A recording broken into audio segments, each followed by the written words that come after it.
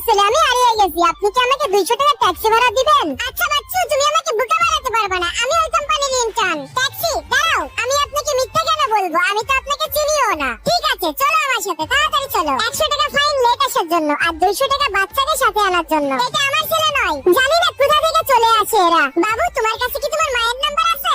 আমার মা নেই, এজন্য সমস্ত বাচ্চারা আমার মজা উড়ায়। সরি বাবু, আমি জানতাম না। তুমি টেনশন করো না, আমি ওই খারাপ বাবুকে আমার কোম্পানি থেকে বের করে দিব।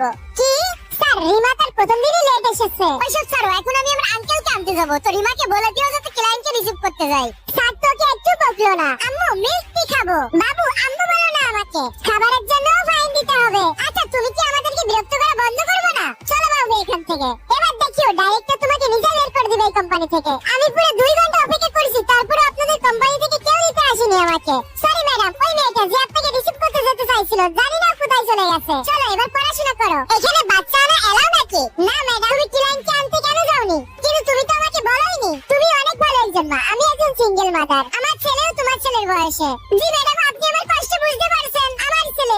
মা বলো আমাকে, তুমি তো আমাকে বলতে নিষেধ করেছিলে চকলেট দিবে না। আম্মু ম্যাডাম, আমি তো শুধুমাত্র তোমার বাচ্চার খেয়াল রাখছিলাম, আমাকে মাফ করে দিন। ঠিক আছে, আমি আপনাদের সাথে ডিলটা করতে চাই। তোর কপাল ভালো।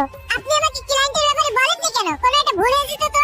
এখানে আমার দোষ আছে? হ্যাঁ নিশ্চয়ই। এখানে এত চিল্লাবিল্লি কিসের? স্যার দেখুন, এই মেয়েটার কারণে আমাদের অনেক বড় একটা লস হয়ে যাচ্ছিল। আমার জন্য? You are fire. তুমি শুনতে পেরেছো? উনি তোমাকে বলছে, কেননা তোমার কারণে আমাদের কোম্পানিতে লস হতে চলছিল। আর তুমি কি এসব বলা? ওই হলো কোম্পানির প্রেসিডেন্টের ছেলে আর আমার আঙ্কেল। ও আপনার আঙ্কেল? এই কোম্পানি যেমন ভালো মানুষ আছে তেমন খারাপ মানুষও আছে।